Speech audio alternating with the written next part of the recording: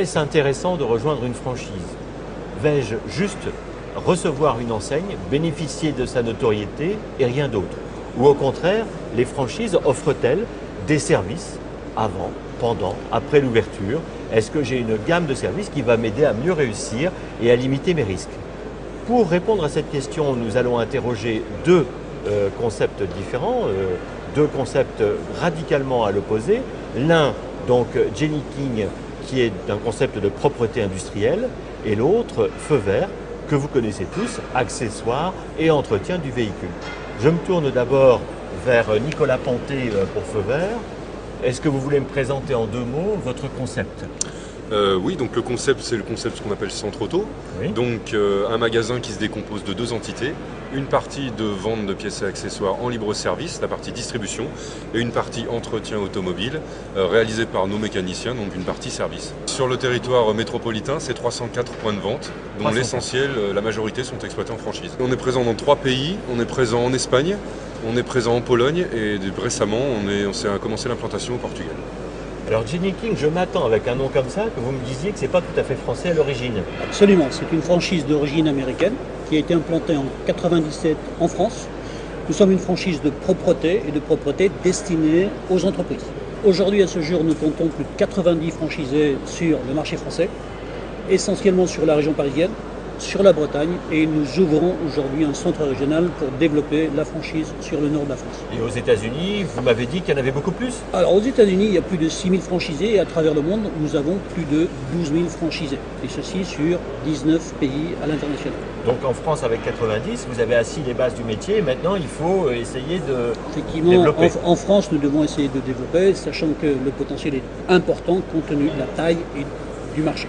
Très bien, donc ça c'est encourageant.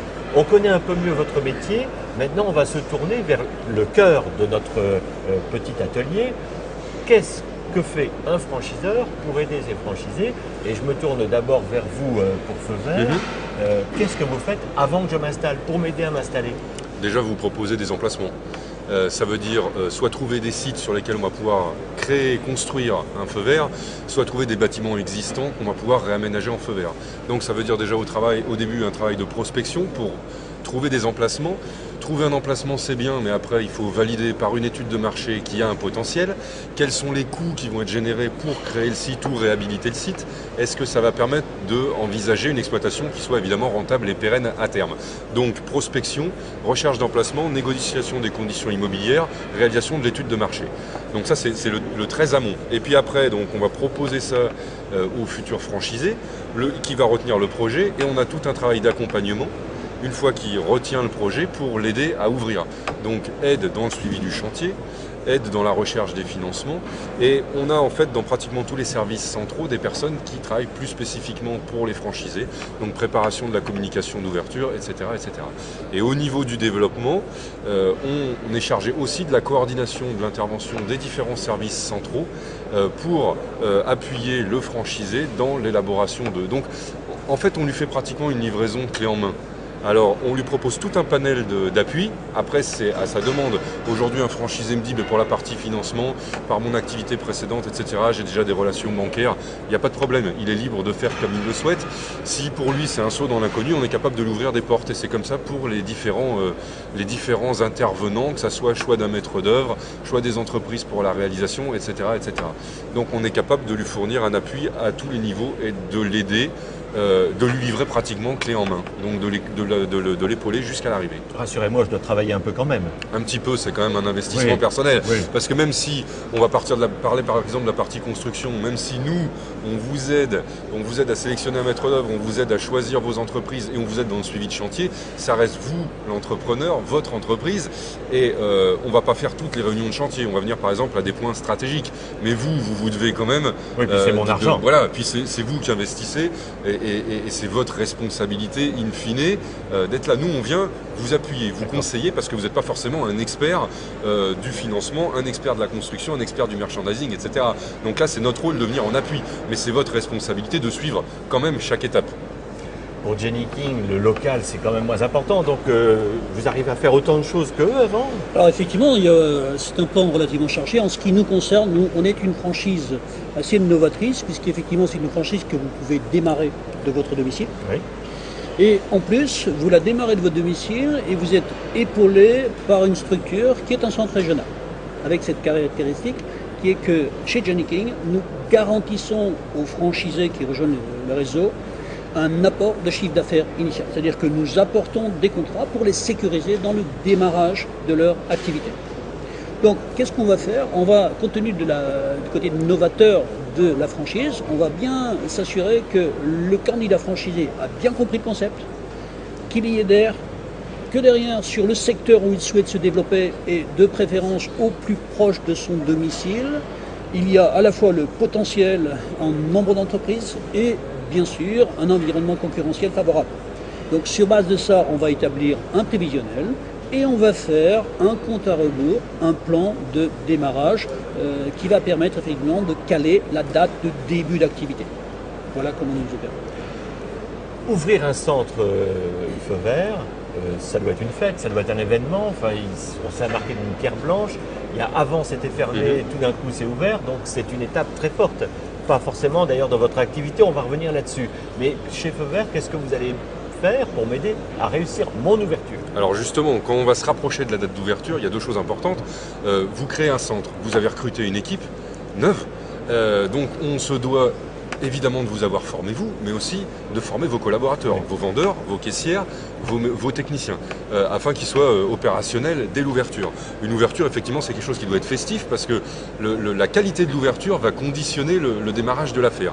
Donc on va aussi vous aider à communiquer à l'ouverture. Vous devez faire savoir que vous ouvrez. C'est effectivement quelque chose, ça doit être un événement marquant. Donc on va vous proposer un plan d'action commercial au démarrage pour vous aider à vous faire connaître. Et puis de façon très concrète, on évoquait tout à l'heure la réalisation du centre, c'est bien, mais après il faut quand même implanter les marchandises. Donc on va vous appuyer par ce qu'on appelle nous des attachés techniques, qui sont des gens qui sont des salariés du franchiseur, qui viennent encadrer vos équipes pour les aider à implanter le magasin, à réaliser les rayons, à mettre en valeur la marchandise, à vérifier que tout fonctionne côté magasin et côté atelier pour que vous réalisiez l'ouverture dans les meilleures conditions. Et donc ces personnes commencent à intervenir à peu près 3 semaines avant l'ouverture sur votre site et ils restent présents en continu jusqu'à peu près une semaine et demie après ouverture. Donc vous avez un bon mois, vous avez des gens à nous sur votre site en tant que franchisé pour vous aider à être dans les meilleures conditions pour démarrer. Alors chez Jenny King, c'est pas vraiment une ouverture, c'est plutôt un démarrage. Absolument. Donc la chose que l'on va faire lorsqu'un franchisé démarre, par-delà une formation initiale qui va durer 2 semaines, qui va porter sur les méthodes et techniques de propreté, sur la manière de gérer sa franchise et de développer sa franchise, la chose que l'on va faire compte tenu du fait qu'il y a un centre régional qui épaule les franchisés sur le plan commercial, administratif et opérationnel, on va proposer aux franchisés, après qu'il ait suivi sa formation, qu'il ait le matériel, qu'il soit assuré en termes d'assurance responsabilité civile, on va proposer effectivement des clients chez lesquels les contrats de propreté ont déjà été signés. Il va les accepter, les refuser, et ce, à hauteur du chiffre d'affaires initial sur lequel nous nous sommes engagés contractuellement dans le contrat de franchise. Pour ce faire, il va être épaulé par un responsable des opérations qui va effectivement le présenter au client et qui va démarrer avec lui les prestations dans l'entreprise ou dans les entreprises, que ces prestations soient faites 5 fois par semaine, 3 fois par semaine, 2 fois par semaine, peu importe. Et il va donc être suivi par le responsable des opérations pour s'assurer que les prestations réalisées sont conformes aux engagements des contrats de propreté signés avec le client. Mais si je comprends bien, ces services que vous donnez aux franchisés lors de son démarrage, vous allez les donner de manière continue après dans son exploitation également. Absolument, puisque au démarrage, on va lui proposer ses premiers clients et par la suite, pour se développer, le franchisé va avoir la possibilité d'aller chercher lui-même avec l'assistance des commerciaux du centre régional des nouveaux clients, voire de se faire proposer des contrats qu'on appelle au travers des clients additionnels qui vont lui être proposés de façon à ce qu'il puisse faire grandir son chiffre d'affaires et prendre en charge successivement les clients les uns après les autres. Sachant que ce développement est fonction de la volonté du franchisé de grandir ou de ne pas grandir. Puisque effectivement, on a des franchisés qui ont la capacité, je dirais, d'intégrer et de gérer de la main-d'œuvre. la propreté étant une industrie de main-d'œuvre, et auquel cas, je veux dire, en fonction de leur talent, de leurs compétences, je veux dire, ils choisiront l'option qui leur convient. Il y a très peu de franchises de prestation de services qui vont chercher les clients directement et qui font de la commercialisation pour le compte de leur franchisé. C'est un point marquant de votre concept. Absolument, c'est un point majeur et qui nous permet de bien nous différencier de beaucoup de franchises, puisque ce que je vous disais, nous garantissons cet apport de chiffre d'affaires initial, sachant que le franchisé a toujours la possibilité d'accepter ou de refuser et qu'on revient derrière avec d'autres contrats, hein, ce qui sécurise le franchisé dans son développement d'activité. Avec toujours et en permanence le support du centre régional. Alors, pour être précis, ça veut dire le développement commercial, j'en ai parlé. Pour être précis, l'assistance opérationnelle lorsque le franchisé a des soucis de résultats de propreté sur le site, auquel cas on va le supporter sur le plan technique, sur le plan matériel et équipement, avec éventuellement la gestion des réclamations pouvant survenir dans le cadre de la relation clientèle, avec voire un certain nombre de séminaires. Et la chose importante, c'est le support administratif. Ça veut dire que tous les clients vont être facturés au nom et pour compte du franchisé par le centre régional. Le centre régional, sur le plan administratif, va faire les relances, va s'assurer de l'encaissement et bien sûr, cet encaissement sera rétrocédé au franchisé de telle sorte que, avec ces services du centre régional, il puisse se consacrer essentiellement sur la qualité des prestations, étant entendu que dans la propreté, la valeur ajoutée se fait sur les sites.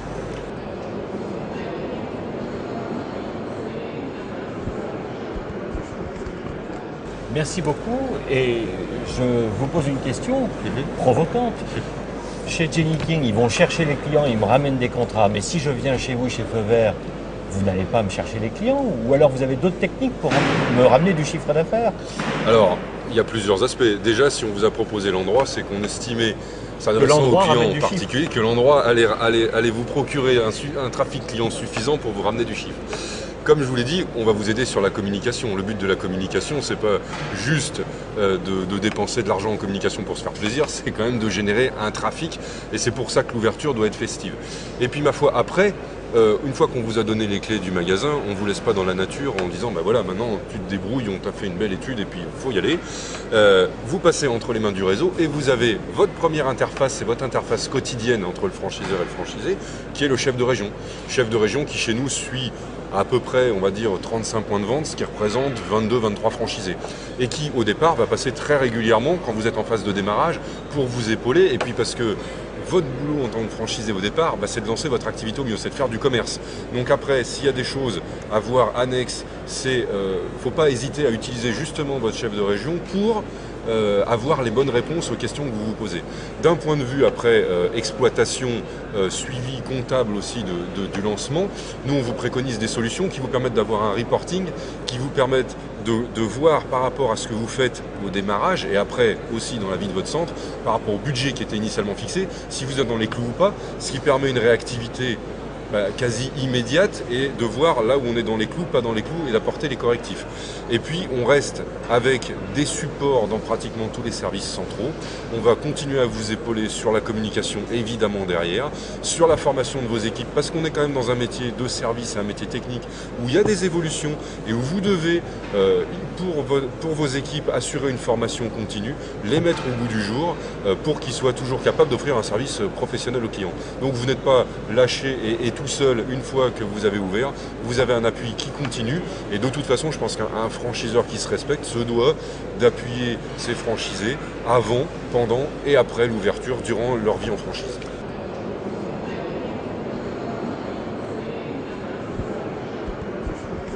Monsieur Nicolas Pontet, Monsieur Philippe Fiche, je vous remercie. Je vous invite donc à retrouver plus d'informations sur les concepts Feu Vert et Jenny King sur acfranchise.com. Vous pouvez consulter les fiches, vous pouvez demander des documentations et vous pouvez aussi aller dans les pages de conseils, dans les pages de services aux franchisés pour y trouver plus d'informations ou des résumés sur tous les services que les franchiseurs, les bons franchiseurs rendent aux franchisés pour les aider à réussir, à mieux réussir et à limiter leurs risques. Merci.